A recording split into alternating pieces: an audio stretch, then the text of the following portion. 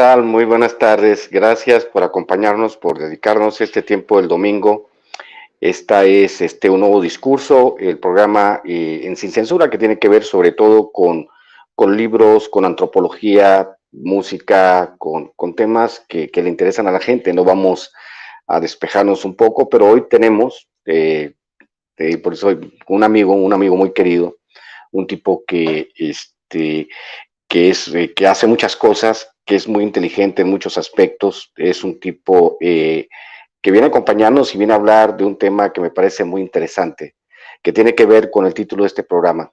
Se los quiero presentar. Su nombre es Miguel Martín, quien conduce al aire que se llama Al aire con Miguel Martín. Y para que se den una idea de la clase de personaje que tenemos este día, les voy a decir parte del currículum vitae, que no se acerca siquiera al tamaño de persona que es este cuate, que de ustedes lo deberían de seguir. A partir de hoy están invitadísimos a darse una vuelta por su canal Al aire con Miguel Martín, que es un lingüista por parte de la Escuela Nacional de Antropología e Historia, periodista por parte del UNAM, profesor de inglés, fotógrafo y locutor, es articulista en Regeneración y en Lore Molécula Oficial, autor y presentador del canal Al aire con Miguel Martín. Lo que pasa es que Miguel no les dice que habla como 4 o 5 idiomas, que es lingüista, un lingüista de los buenos, que hace unos análisis sensacionales acerca de la lengua, acerca del estudio de la lengua. Y le damos la bienvenida a mi querido Miguel Martín. Muchísimas gracias, Miguel, por estar aquí con nosotros este día. Te agradezco mucho que te hayas tomado el tiempo el domingo para estar con nosotros. ¿Cómo estás, Miguel? Muy bien, Ramiro, muchas gracias a ti y también, por supuesto, a la producción de Sin Censura, ¿no? Tan atenta, tan eficiente siempre, que uno los ve desde fuera y se imagina el día, sueña, fantasea con el día en que puede estar en esta señal tan reputada ya. Y pues aquí estamos. Es para mí un honor y casi podría decir que un sueño cumplido dentro de este nuevo paradigma de las comunicaciones, ¿no? ¿Quién iba a decir que se iba a volver una aspiración para nosotros los chairos? Si quieren, tomen eso como título de un próximo libro. El aparecer en un espacio que había sido antes vituperado, había sido ninguneado por los grandes medios y ahora pone a temblar a los medios corporativos y los pone a temblar en serio. Es divertido ver como tú dices, es un cambio de paradigma, es una idea distinta. De hecho, le hemos hablado, lo hemos platicado con nuestra jefa, Ceci Vega, porque es la verdadera jefa de todos nosotros. Hemos hablado de explorar nuevos espacios en los cuales se pueda ver el país desde una perspectiva totalmente diferente. Hemos entendido básicamente que pues llegamos a los límites del discurso, básicamente eso tratará el tema del programa hoy, llegamos a los límites del discurso. Nos hemos convertido digamos, pues una fuente de reacción al discurso de la derecha, pero no estamos creando un discurso nuevo que permita valorar lo que sucede en el país bajo una nueva perspectiva. Yo lo digo en todos los espacios, nosotros ganamos en el 2018, entonces obviamente tenemos que elaborar un discurso que esté acorde con esta nueva realidad, la realidad de las personas que pensamos que podemos tener un país diferente.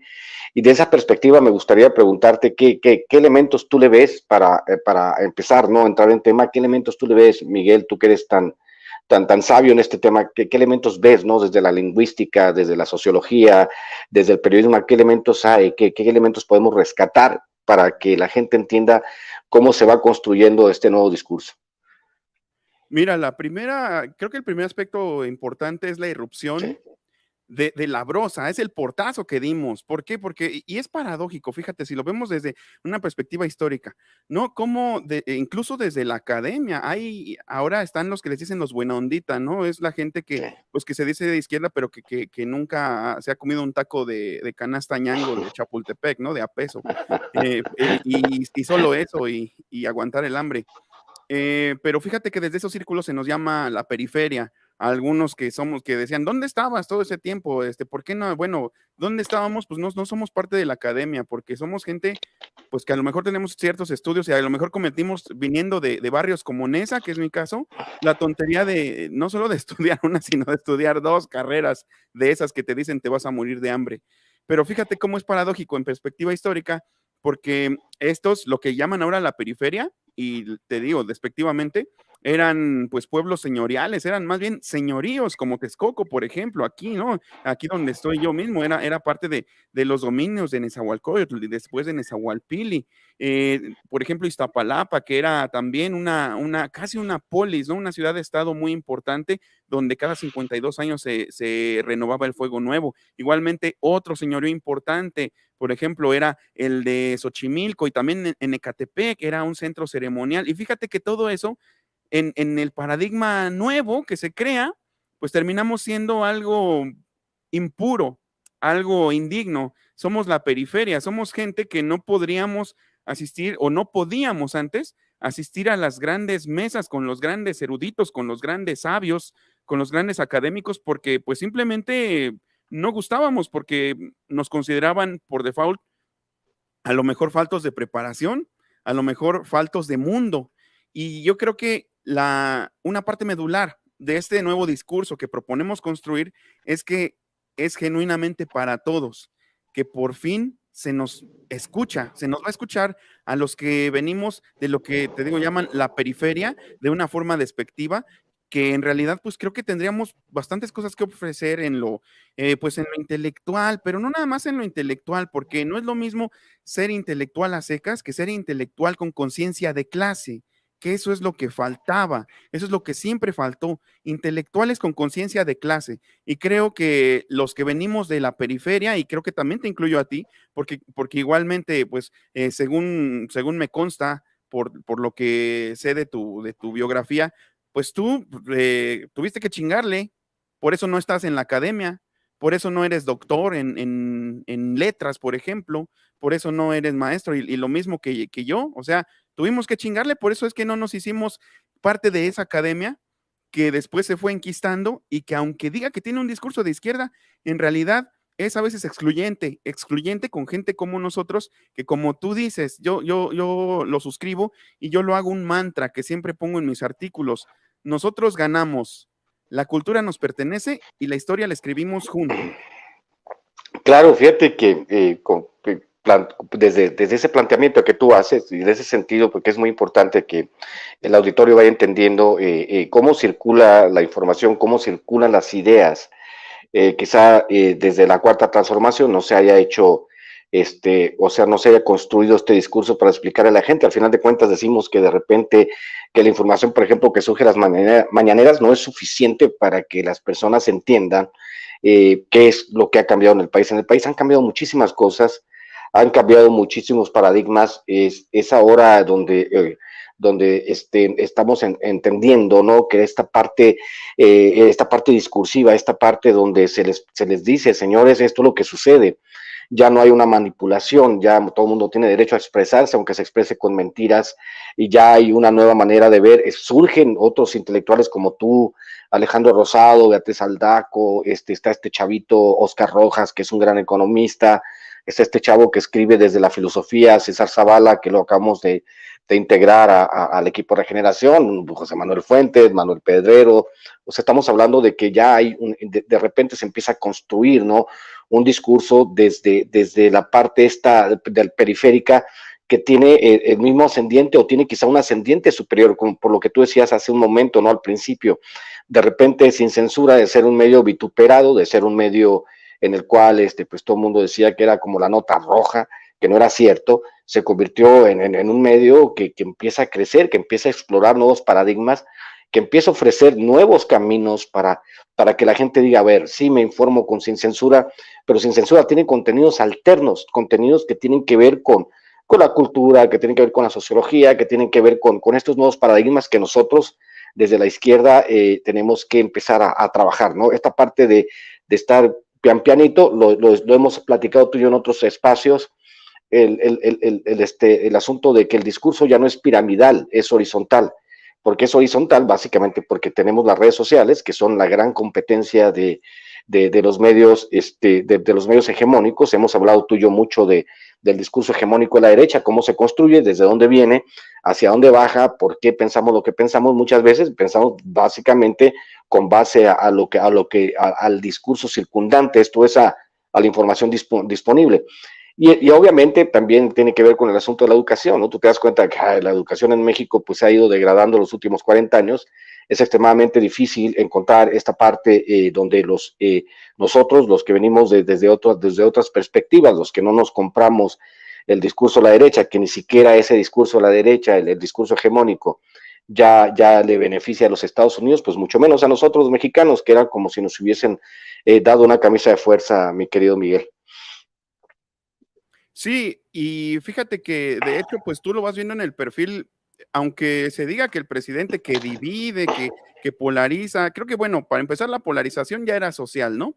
Ya existía y él no ni la instituyó ni tampoco la descubrió. Lo bueno sí es visibilizarla, pero fíjate que también creo que podríamos, pues no sé, hasta ser un poco maniqueos, ¿no? Porque a veces creo que quien es proclive al discurso de la derecha, a veces quien es proclive a tragarse eso, pues también es proclive a reproducir los flagelos sociales más horribles, ¿no? Como la discriminación, como la exclusión, como el clasismo, el racismo. Entonces, te digo, podemos hasta ser maniqueos y si me apuras, no sé, reducirlo a una especie de lucha del bien contra el mal, que es lo que está sucediendo en México y que, pues, por desgracia, el discurso hegemónico caracteriza y lo dice abiertamente, ¿no? Bueno, los más radicales caracterizan al presidente como la maldad encarnada. Fíjate que, por ejemplo, un radical que de tanto que lo es, no le dan foro en ningún lado, prácticamente Juan Bosco Abascal, hermano del antiguo secretario del Trabajo con Fox, él ha modificado el nombre del presidente para decir que, para empezar, trae la mentira de que su nombre original era Manuel Andrés, para que el acrónimo sea malo y que entonces lo identifique como el anticristo profetizado en el Apocalipsis de San Juan. A ese grado llega, a ese grado de absurdo, llega el odio contra el presidente, llega el odio contra, si lo vemos es muy básico en algunas personas, ¿eh? Muchos dicen, o se volvió un cliché, es que perdieron privilegios, pero hay gente que no perdió un ápice de privilegio y que incluso a lo mejor hasta forma parte de alguna minoría siempre oprimida. Pero ¿sabes qué? Es tan potente lo que nos infundieron, lo que nos inyectaron en los medios hegemónicos, que lo que le escala es ver a un moreno feo que habla chistoso, no me refiero a mí, sino a otro, en la silla presidencial. Eso es lo que le escala, o sea, tan absurdo es, digamos, el lavado de cerebro que les hicieron los medios hegemónicos. Tú mismo lo has dicho en uno de tus ensayos, dices que si vemos un comercial de aquí de México, pareciera que es un comercial sueco o noruego, ¿no? Bueno, pues es lo mismo que tiene la gente implantado en la cabeza. Muchos no perdieron privilegios, pero algunos están acostumbrados a que la persona que esté hasta arriba sea algo inalcanzable. Y si les parece algo alcanzable, entre comillas, para sus estándares, si les parece un tipo de persona que se parece a ellos, pues entonces pierde la magia y algo está fallando. Y entonces pues sienten que no se sienten insultados, ¿no? Se sienten insultados porque no es lo que esperaban, porque no tiene el porte de un presidente, dirían algunos. Entonces, todo esto, junto con otro elemento, por cierto, muy presente siempre, que es el chauvinismo, que si gustas ahorita lo elaboramos también, pues son parte de ese discurso de la derecha, de ese discurso hegemónico, que creo que no podría elegir mejor momento que esta época para decir que se está desgastando y que poco a poco se va a ir desmoronando como un montón de piedras, como decíamos cuando citábamos a Juan Rulfo. Fíjate que precisamente me das pie para pensar en estos maridajes literarios que me gustan tanto. Vamos, digamos, hay un libro, ¿no?, en Chomsky que se llama Piratas y Emperadores, que es un libro que habla, ¿no?, de cómo se maneja el discurso hegemónico. Digamos, un soldado israelí va y asesina a una persona en Palestina y eso es catalogado por los usos y abusos del lenguaje, por ejemplo, es catalogado como un acto de legítima defensa. Pero si un palestino se defiende de un soldado israelí, es un acto de terrorismo, por ejemplo, ¿no? Esto es la parte del discurso llevada al límite.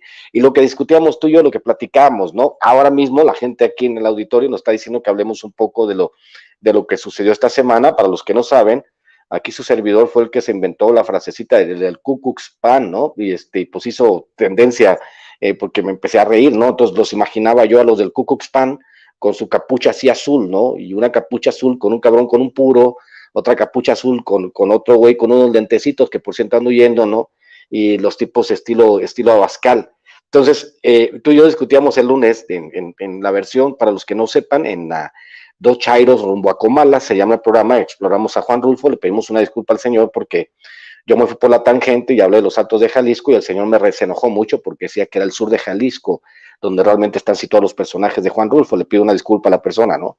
Entonces, en ese sentido, en el sentido de lo que hablamos ya al final del programa, que era el asunto de, de la rebelión de las masas de Ortega y Gasset, porque fíjate que es un elemento conductivo que tiene que ver con la manera en que José Ortega y Gasset percibía la cultura, ¿no? La cultura española, diciendo, ¿no? Una de sus frases más famosas que yo quiero que tú elabores, la de ser de izquierda como ser de derecha, es una de las infinitas maneras que tiene el hombre de ser imbécil. Ambas son formas de la hemiplegia moral, pero lo decía Ortega y Gasset en el contexto español de ese tiempo, ¿no? Sí, para elaborar precisamente creo que tenemos que Sí, definir qué es lo que quiere decir con hemiplegia moral, ¿no? Bueno, hemiplegia, pues, es no poder mover la mitad del cuerpo. Y entonces, en cuanto a lo moral, o sea, ponerle el adjetivo moral, pues era como que suscribirlo a, no sé, a que si te vas para un lado o para otro, pues simplemente no eres pleno, ¿no? No eres un ser humano pleno moralmente. Pero, pues, ya habíamos, tú mismo decías que estaba perdiendo vigencia esta frase. Y yo creo que sí, aquí no tiene vigencia en este contexto mexicano, ¿no? Pero si vemos cómo son de radicales en España, si vemos cómo siempre ha habido una pugna, de hecho, no sé si lo recuerdas tú, hay una pintura muy apreciada de Francisco de Goya que se llama Duelo a garrotazos, que son 2 personas que se están pegando con garrotes y de hecho están hasta ya ensangrentados, están cubiertos por la hierba hasta arriba de las rodillas, y siempre se ha dicho que eso representa las 2 Españas. Eso es incluso de finales del siglo XIX. O sea, desde ahí viene. Entonces, los españoles siempre están en eterna pugna. Hay unos españoles muy, muy radicales, anticlericales.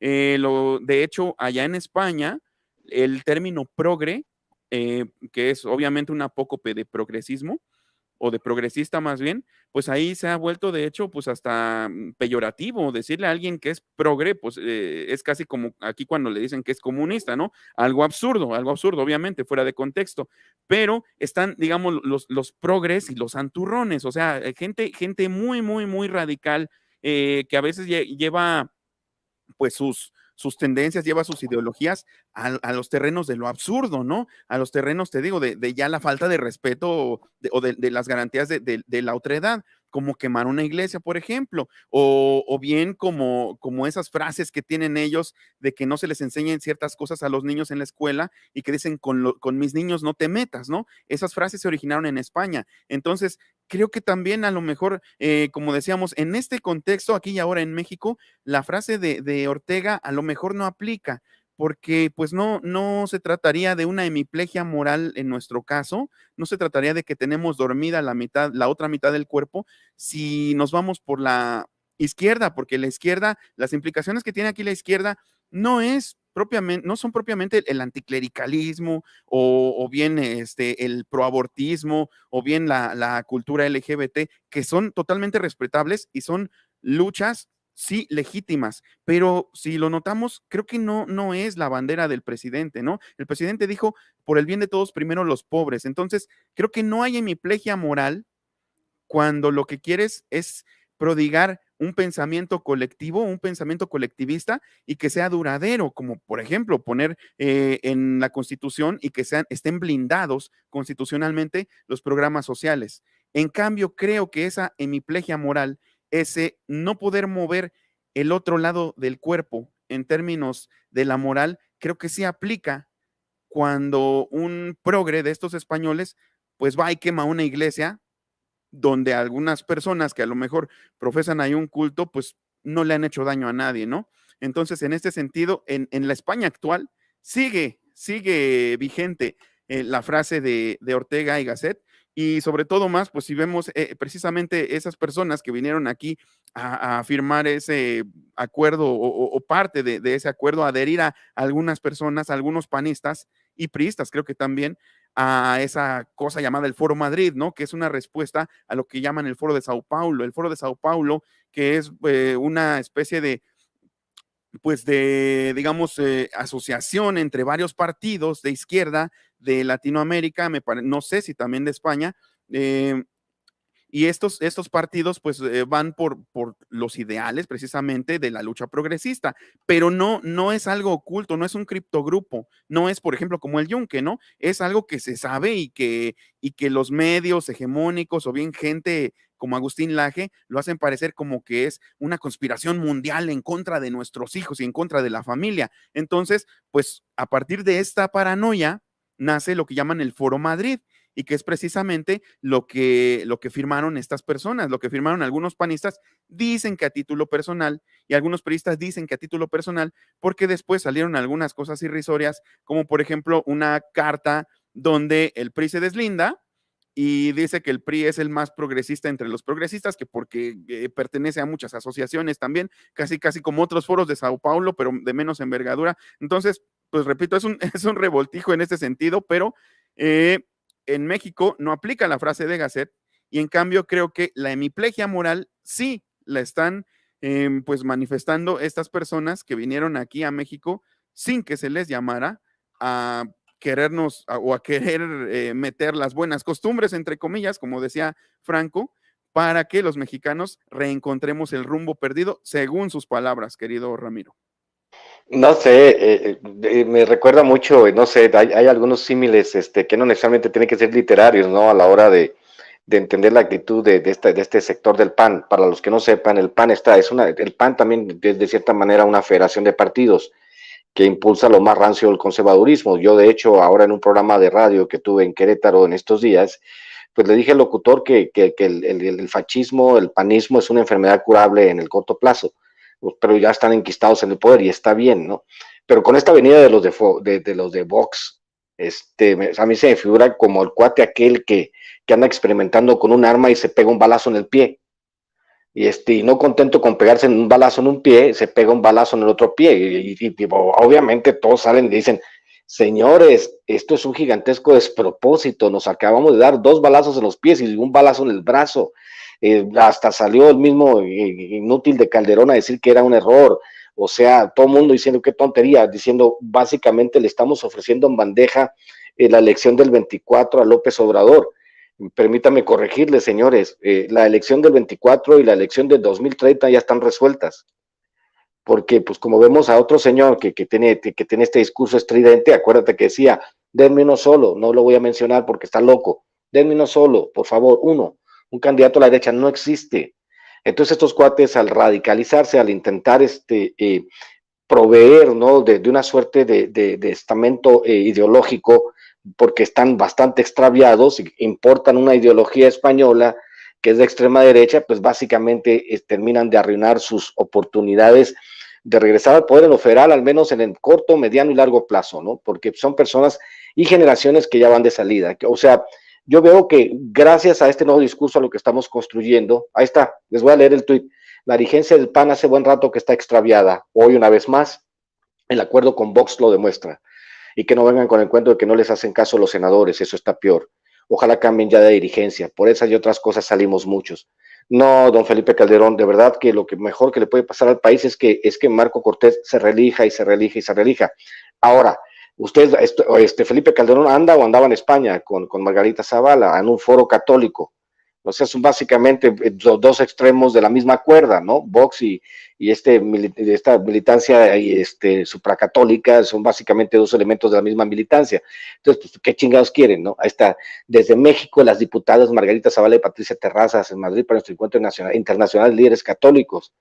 Ay, no, eso que te digo que básicamente es como, los elementos, ahí está, mira, Felipe Calderón, mira, lo engañaron con el pantalón, se lo dieron sin algas, pobrecito. Bueno, pero no es tiempo para broma. Se quedaron en la aduana. Se quedaron en la aduana. El asunto es que nosotros intentamos desde esta perspectiva explicarle a todo el mundo. De hecho, yo he tenido mis discusiones con conocidos y amigos que son básicamente que de derecha, que son súper anti 4T. Y yo les digo que pues, nosotros no necesariamente estamos a favor de todos los discursos, de todos los que proveen de discurso de izquierda en la 4T. Nosotros estamos en otra onda, estamos en la onda de explicarles por qué deben de funcionar las cosas de manera comunitaria, comparada siempre lo que no, hemos dicho tú y yo en nuestros programas, comparado con los discursos eurocéntricos, ideologías que no funcionan para un pueblo que si básicamente ha sido creado a través del sincretismo, de una mezcla de creencias indígenas y españolas. Esa es nuestra cultura, por eso somos una cultura única, ¿no? Entonces ahora en esta parte donde ellos no entienden el país va girando hacia otro lado, ha habido como un cambio, un cambio de eje en el país, donde nosotros entendemos que ya se acabó y que ellos siguen haciéndolo desde el conservadurismo. La tendencia indica que la religiosidad se va a ir apagando de poco en todos lados. Lo que vemos son los últimos actos. De hecho, yo creo que fue en Islandia, que es la primera generación de jóvenes que son totalmente ateos, por ejemplo, ¿no? O lo que ha sucedido también en otras partes de Europa, quizá menos en España, donde las iglesias se convierten, por ejemplo, en bibliotecas y librerías, se convierten en otras cosas, porque la gente está dejando de pensar en la religión, porque entienden que de manera adecuada, yo con todo respeto a las personas que profesan una religión, el mundo va girando hacia otro lado.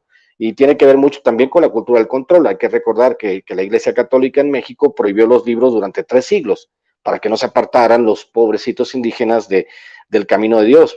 Entonces, obviamente, esta parte donde ellos no entienden que nosotros vamos a atender y una sociedad mexicana más politizada, pues va a elaborar un nuevo discurso mucho más progresista, mucho más apegado a la realidad, a nuestra realidad en particular, mi querido Miguel.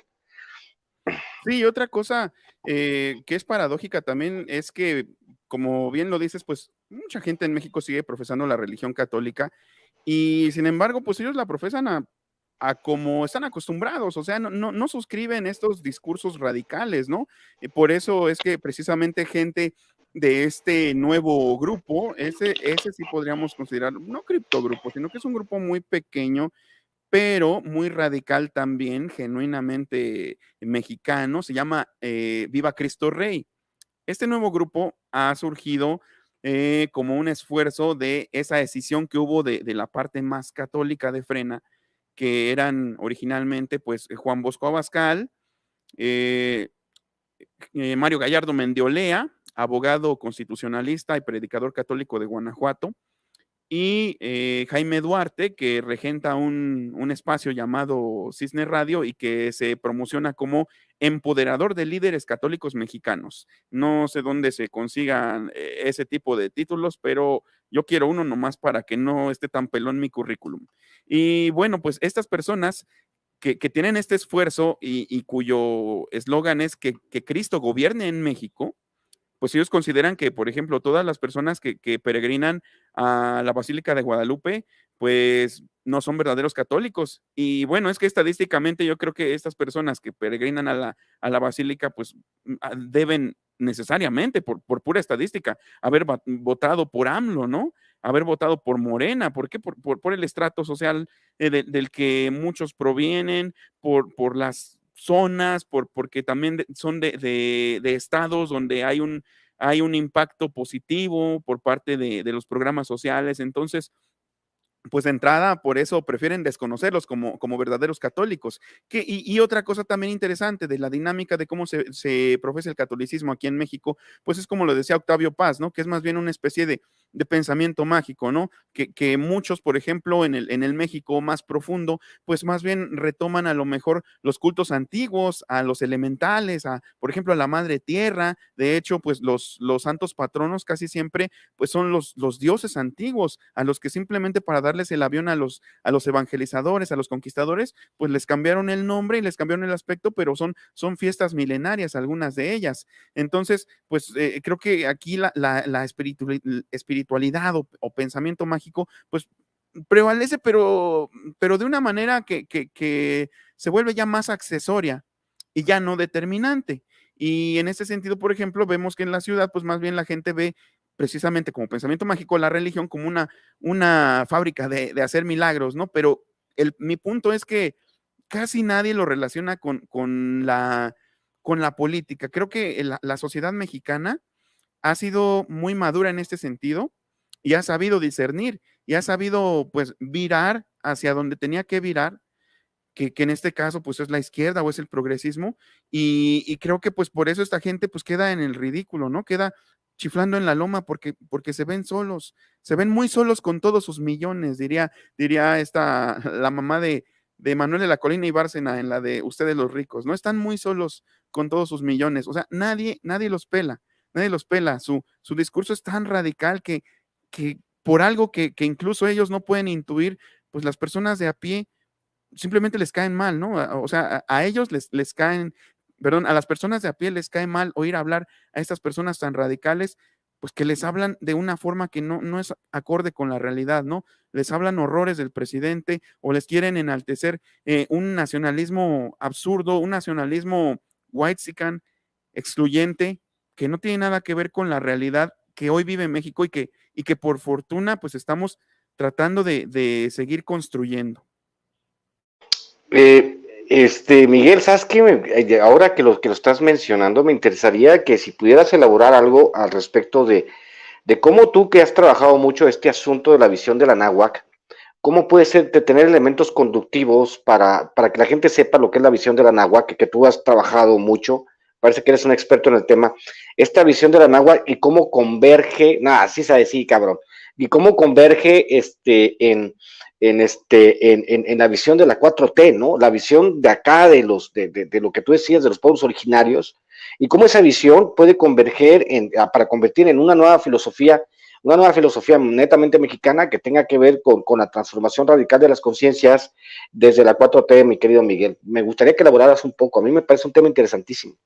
Claro que sí, fíjate que las culturas de la náhuac tenían una visión del mundo, una cosmogonía que se basaba en el equilibrio y se basaba no no era una visión piramidal, no era una visión como que necesariamente hay una deidad arriba que es ajena a nosotros y que nosotros somos algo cochino, impuro, que siempre vamos a aspirar a esa divinidad, a alcanzar un poquito, a rasguñar un poquito de esa divinidad, pero nunca vamos a poder, como pasaba precisamente, pues como pasa en las religiones judeocristianas, ¿no? Aquí la cosa era que primero se basaba la visión en la contemplación, en ser los antiguos, nuestros antepasados, eran contempladores eternos del cosmos y consideraban que nosotros estábamos en eterno viaje por el universo. También consideraban que a esto de hecho se le llama a veces, a algunos antropólogos consideran peyorativo el decir que una religión es animista, porque desde una perspectiva como pues digamos, evolucionista que aplicaban a a las religiones, al análisis de las religiones, pues decían que las religiones animistas eran un estadio anterior a otras religiones deístas, ¿no? Como la que tenemos aquí, como donde se ve a un Dios aparte de todos nosotros. Sin embargo, en las religiones o en las visiones animistas, todos los seres vivos, tenemos un estatus igualitario.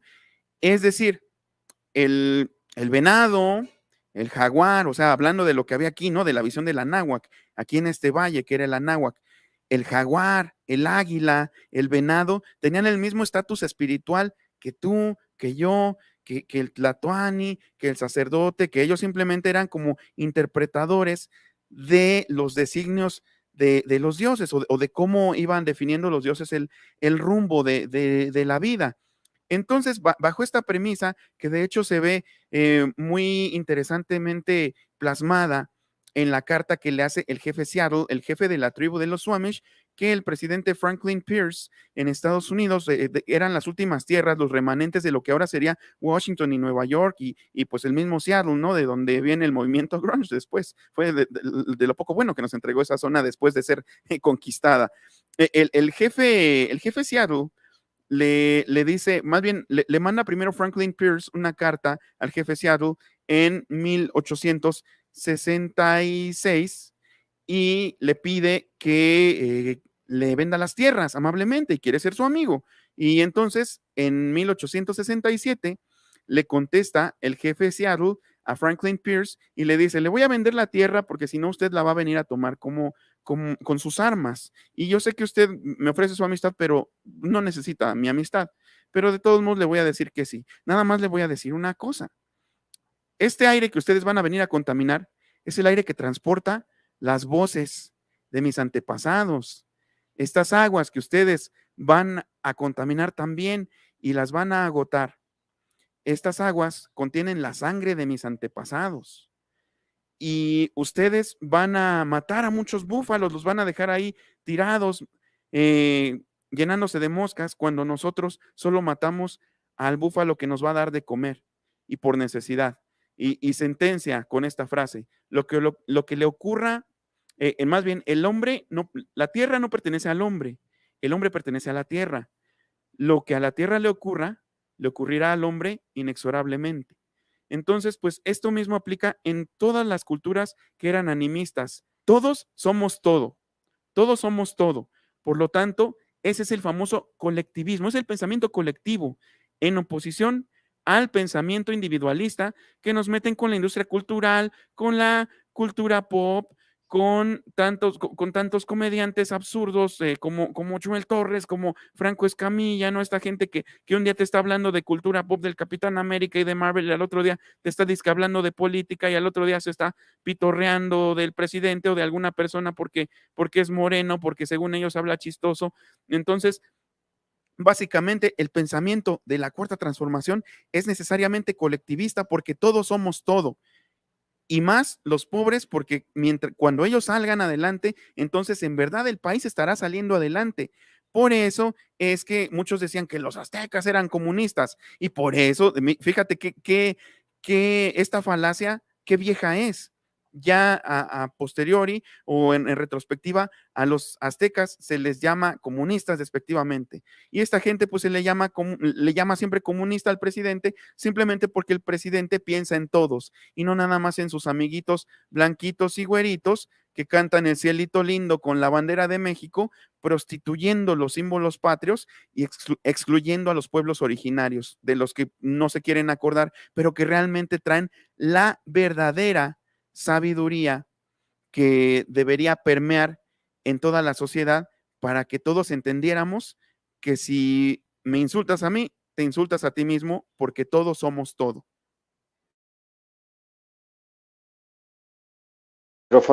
Micrófono, por favor.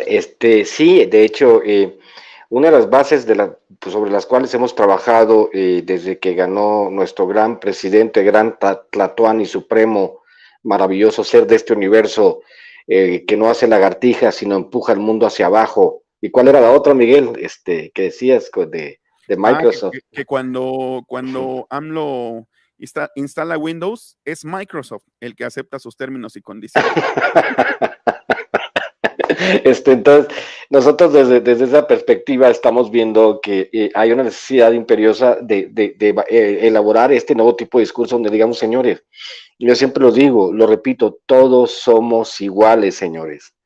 Aquí es falso, aquí las categorías son categorías artificiales. Yo no puedo sentir que una persona con dinero es superior a mí porque yo ya pasé todas esas aduanas. Yo les, señores, en buena onda, todos ustedes, los que tienen mucha lana, son tan pobres que lo único que tienen es dinero y quieren seguir disfrutando o usufructuando, por ejemplo, el tema del presupuesto, que ha sido, como digamos, ahí va, el choque de trenes o el choque de ideologías, básicamente, ¿no? La exportación de este discurso neoliberal, que habla primero de Margaret Thatcher, después lo retoma López Portillo, perdón, lo retoma Ronald Reagan, estoy yendo del López Porpillo, perdón, a López Porpillo, lo retoma Ronald Reagan casi al mismo tiempo, claro está con la crisis del estado de bienestar en los países desarrollados, se le da espacio a estos cabrones de los Chicago Boys y Milton Friedman y von Hayek, ¿no? Les dan oportunidad, es como darle oportunidad a un montón de payasos, que venden espejitos y saludos a mi querido Papu Fran Toyos. Entonces, en este sentido, ya para cerrar, porque vamos a leer algunos comentarios de los lectores, nos quedan 5 minutos de programa, más o menos.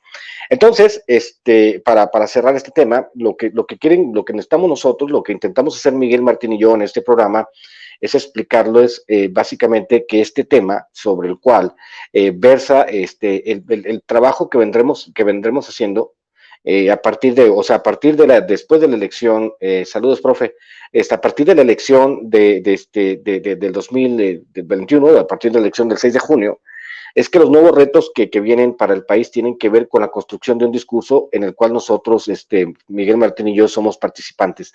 Entonces, vamos viendo y vamos trabajando, ¿no? Esta parte para que la gente entienda que desde que ya cambió este discurso nuevo que tiene que ver con un régimen que sea igualitario, donde nadie sea, ahí está el mando corazón payanetista, todo, este régimen donde no, la gente no, que no sea excluyente, lo que tú has dicho, ¿no? Lo hemos hablado. A los españoles nos heredaron una cultura de castas muy compleja, y de acuerdo a tu mezcla racial, era la parte en la que te acomodaba, ¿no? Y sí, si gustan, nuestros productores, si quieren mandarnos algunas preguntas del chat para empezar a cerrar el programa, les agradeceríamos mucho, ¿no? Para que tanto Miguel Martín como yo les podamos contestar de una manera un poquito más elaborada. Así que si quieren hacer preguntas, con todo gusto. A ver, aviéntenle, los veo para darle continuidad. ¿Y tú cómo la ves, Miguel? Dime, ¿estás de acuerdo en trabajar, escribir para armar este nuevo discurso desde tu perspectiva? También tú tienes muchas cosas que decir como columnista de Regeneración, como lingüista, como estudioso de los medios, como periodista, tú tienes muchas cosas que aportar a esta cuarta transformación. De hecho, es una de las razones por las cuales te invité para que cierto, Juan Martínez, nuestro presidente es socialista porque piensa en toda la sociedad y humanista porque piensa en la igualdad. Es básicamente los ejes del discurso que nosotros queremos trabajar, ¿no? Sí, por supuesto, Ina Plaza, es una maravilla, el hombre pertenece a la tierra, ¿no? Polvo somos y en polvo nos convertiremos, por ejemplo, ¿no? Eh, ¿Desde qué sexenio cree que se menospreció la cultura de nuestro México? A ver, Miguel, tú contesta esa.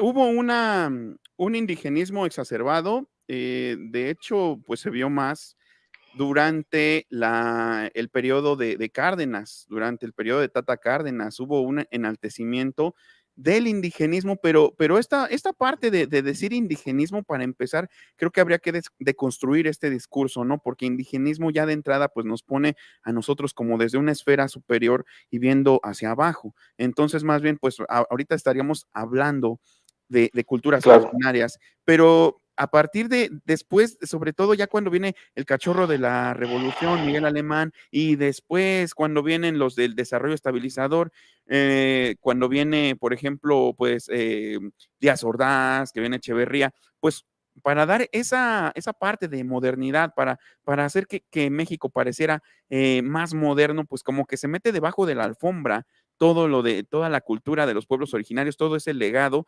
y nada más a lo mejor algunas cosas se resaltan, pero pues todo esto, toda esta parte discursiva, toda esta parte que consideramos nosotros muy valiosa, que es filosófica, pues eso lo menosprecian porque lo consideran como, no sé, como mitos de una tribu, ¿no? Como mitología de una tribu, que así lo maneja gente como Juan Bosco Abascal.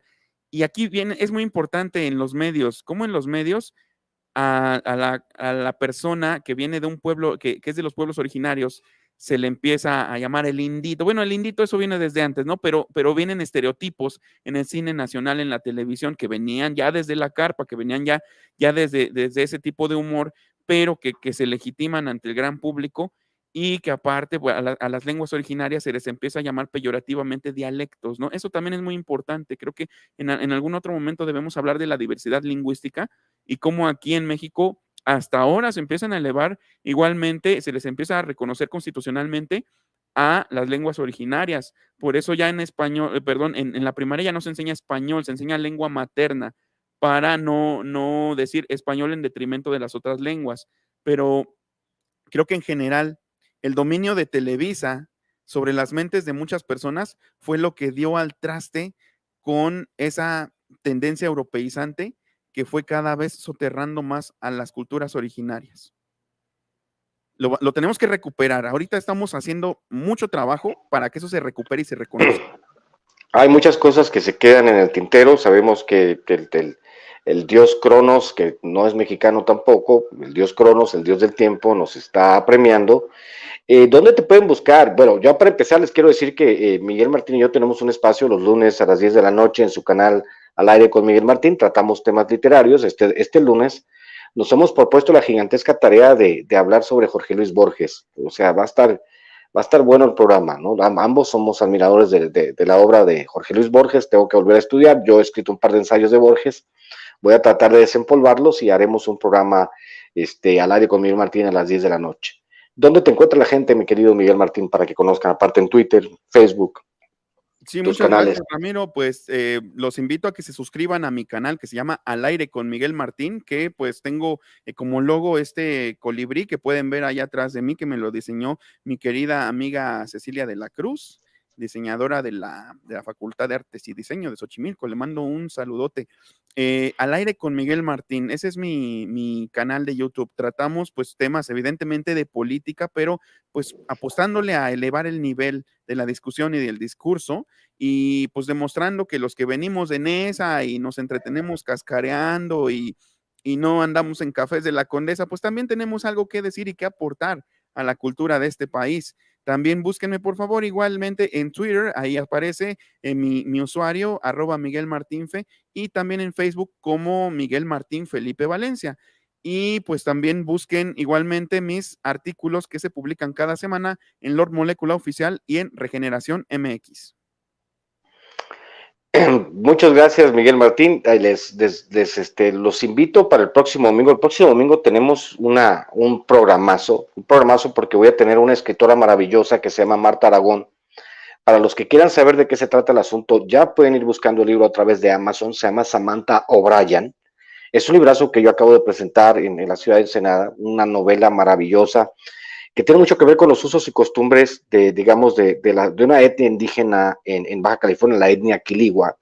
Ella lo trabajó muy bien, es un librazo, es un libro que tiene muchos estadios, tiene muchos espacios que son muy agradables, es una novelista maravillosa. Marta Aragón va a estar el próximo domingo conmigo hablando precisamente de esta novela, Samantha O'Brien. Y pues les agradezco muchísimo el que se hayan tomado tiempo para hablar conmigo, con Miguel Martín, acerca de lo importante, ¿no?, de esta creación de un nuevo discurso. Esperemos tenerlo en espacios futuros a Miguel Martín, porque su voz es muy importante. A mí me parece una de las voces más importantes a nivel discursivo, y hay que seguirlo para que la gente comprenda, ¿no?, que hay una manera, hay otras personas que traen un discurso que puede ayudar muchísimo, sobre todo a entender la realidad desde la perspectiva filosófica y lingüística, y también nos puede ayudar a entender ciertos mecanismos de pensamiento que tenemos que desactivar, porque por el bien de todos, primero los pobres. Muchas gracias y muy buenas tardes.